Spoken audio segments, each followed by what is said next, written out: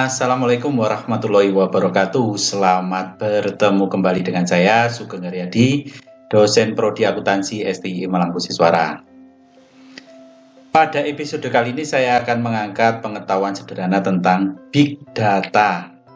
Latar belakang video ini banyak pelaku UMKM dan orang awam yang bukan dari background ekonomi atau teknologi informasi yang mengetahui banyak tentang Big Data, sehingga saya sedikit melakukan sharing tentang hal tersebut. Nah, apa itu Big Data? Silahkan ikuti video episode ini. Sering kita dengar istilah kata-kata data. Nah, data ini sudah sesuatu yang mengerikan kayaknya. Nah, sekarang Big Data, pikiran awam pasti data yang jauh lebih besar. Bahkan ada yang membayangkan seperti monster raksasa, serem, berbulu, dan mengerikan. Tapi kayaknya bukan seperti itu. Tapi apa sih sebenarnya makhluk Big Data itu? Ayo kita bahas bersama pada episode kali ini. Big Data adalah aktivitas untuk mengumpulkan sejumlah besar data dari berbagai sumber untuk mengidentifikasi tren dan pola data tersebut. Informasi itu kemudian akan digunakan oleh perusahaan atau siapa saja untuk lebih bisa memahami perilaku masyarakat. Apa saja keinginan serta kebutuhan mereka, dan pada akhirnya informasi ini juga bisa dipakai untuk pengambilan satu keputusan. Ini berhubungan dengan perilaku manusia. Ternyata memahami perilaku manusia itu lebih sulit. Juga bisa memberi nilai tambah ekonomis. Nah, Big Data ini merupakan alat yang bisa menjadi perantaranya. Awalnya di era teknologi internet seperti sekarang ini, semakin banyak orang-orang yang membagi data pribadinya di sosial media. Seperti misalkan bagi Anda yang mempunyai akun Facebook, sering tidak sadar kita mencantumkan data pribadi, mulai dari nama lengkap, alamat sekolah, nama sekolah, komunitas, hobi, kesukaan, sampai makanan favorit kita, bahkan status hubungan kita dengan orang lain. Juga sering kita tuliskan status tersebut berulang-ulang. Nah, kebanyakan akhirnya complicated. Nah, ketika kita menulis hobi kita, misalkan bersepeda, dan jangan kaget jika Facebook Anda akan dipenuhi oleh segala jenis iklan produk sepeda, mulai dari sepeda balap, sepeda gunung, sepeda lipat, sampai dengan sepeda roda 3. Maka dari itu hati-hati juga jika menulis status. Data status kita juga bisa dimanfaatkan oleh pengiklan. Misalkan kita menulis status lagi di toilet, misalkan. Nah, gak lama kemudian akan muncul iklan toilet duduk, toilet jongkok, toilet berdiri, toilet berlari. Nggak ada ya. Tisu toilet, sabun cuci tangan, dan lain sebagainya.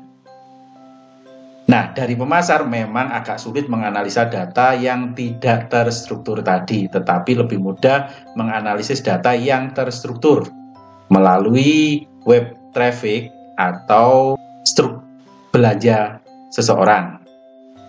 Jadi misalnya sebuah supermarket di suatu daerah akan menganalisis data penjualan dan struk belanja pengunjung yang ada untuk memperkirakan kira-kira barang apa saja yang laku di daerah tersebut. Nah, ini disebut dengan data driven marketing atau pemasaran berbasis data.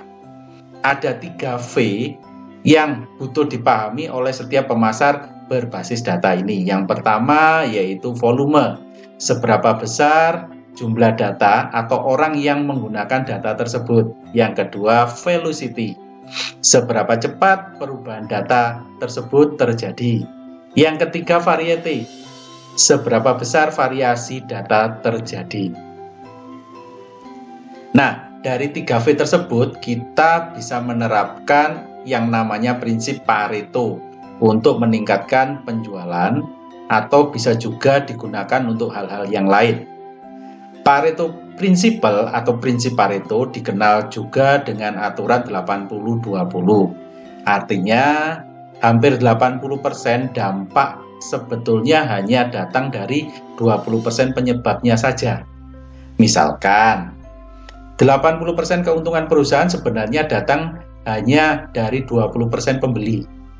Atau contoh yang lain misalkan 80% kecelakaan atau 80% kemacetan sebenarnya hanya terjadi di 20% lokasi itu saja. Jadi polisi nggak perlu keliling ke semua lokasi, tapi cukup di 20% itu saja.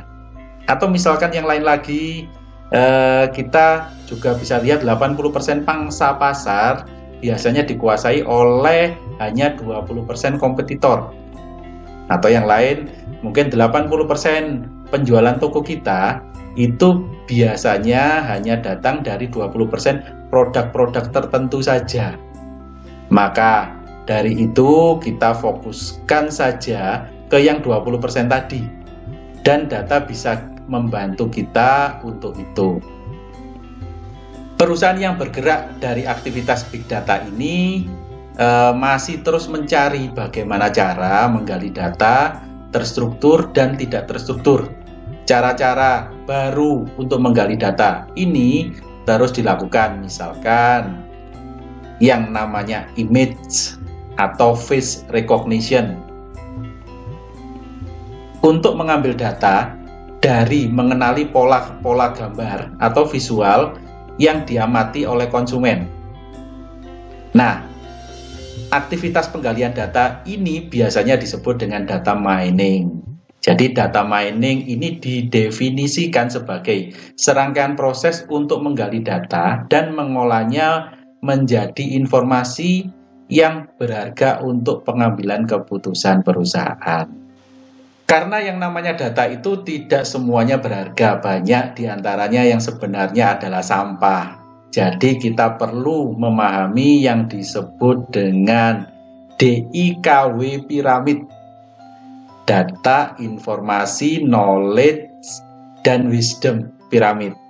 Nah, gambarnya tampak di samping ini ya. Yang paling bawah sekali dari gambar piramid ini adalah data, yang merupakan sekumpulan fakta, dan tidak semua fakta itu berharga. Tetapi fakta yang berharga disebut dengan informasi atau fakta yang mempunyai makna. Biasanya terkait dengan pertanyaan-pertanyaan apa, siapa, di mana, kapan, atau what, who, where, when. Nah, ini yang biasanya disebut dengan informasi. Pada level yang lebih tinggi di atasnya lagi, ada yang namanya knowledge. Ini menjawab pertanyaan-pertanyaan tentang bagaimana atau how. Pada level yang lebih tinggi lagi disebut dengan wisdom atau kearifan untuk membantu kita memahami sebuah fenomena. Mengapa fenomena tersebut harus terjadi? Yang disebut dengan why. Misalkan ada air turun dari langit, itu fakta ya. Sebelumnya terjadinya hujan, biasanya kita merasakan langit menjadi mendung, suhu dari panas menjadi turun. Itu adalah informasi. Nah, dari sini kita bisa mendapatkan pengetahuan. Jika kelembapan udara sangat tinggi, awan kemudian menjadi berat, ada titik-titik air, dan kemudian suhu di bawah awan menjadi turun, itulah terjadinya hujan. Nah, bagaimana terjadinya hujan? Itu adalah knowledge.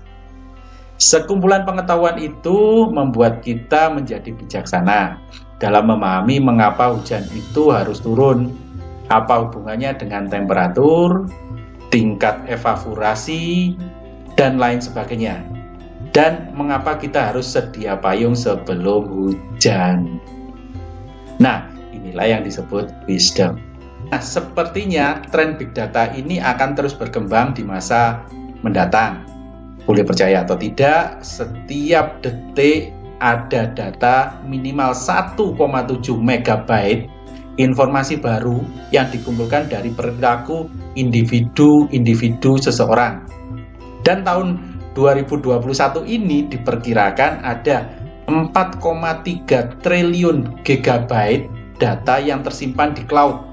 Wow, besar sekali. Sehingga teknik pengumpulan data, penyimpanan, dan pengolahan data tersebut masih terus berkembang. Dan sekarang ada teknologi yang kita kenal dengan cloud computing atau penyimpanan dan menganalisis data di atas awan. Termasuk menaruh data di jaringan web internet dari berbagai server yang berbeda-beda. Saat ini big data bukan hanya dipakai untuk keperluan pemasaran saja, tetapi juga dipakai untuk keperluan yang lainnya. Misalkan memprediksi cuaca, memprediksi pergerakan harga saham, memprediksi kemacetan dan kecelakaan, hingga memahami pola penyebaran penyakit seperti halnya virus corona saat ini, dan memprediksi kejahatan. Dan masih banyak lagi yang tentunya membuat big data ini menjadi semakin penting di masa mendatang. Nah, bahkan pemerintah sudah mulai mengembangkan proyek big data untuk mengamati perilaku warganya di internet. Jadi, jika jejak digital kita ternyata bisa menjadi sumber informasi yang akan dimanfaatkan oleh orang lain. Tentu saja ini bisa dimanfaatkan untuk hal-hal yang baik, tapi juga bisa dimanfaatkan untuk hal-hal yang buruk. Jadi mulai sekarang kita harus hati-hati dengan tidak menyebarkan secara sembarangan informasi yang tidak perlu. Misalkan pasang status yang complicated, menyebarkan hoaks. Hati-hati juga jika kita menginstal aplikasi. Biasanya ada permintaan untuk aplikasi tersebut mengakses data kontak kita, lokasi GPS, bahkan akses ke media, foto, video, dan harus hati-hati juga. Apapun yang kita tulis di sosial media, bahkan di search engine, semua itu akan terdokumentasi. Jadi di era big data kali ini kita harus punya kewaspadaan yang big juga, agar jangan sampai informasi digital kita dimanfaatkan oleh orang lain untuk hal-hal yang buruk. Terima kasih sudah menyaksikan sharing pengetahuan ini. Semoga bermanfaat dan semoga kita selalu diberikan kesehatan dalam kondisi seperti ini dan senantiasa dilimpahkan banyak rezeki serta kesuksesan selalu. Amin, amin, amin ya robbal alamin. Dan jangan lupa untuk komen, like, subscribe, dan share video ini agar kami juga semakin bersemangat untuk membuat video-video selanjutnya. Saya Sugeng Haryadi, sampai jumpa di episode selanjutnya.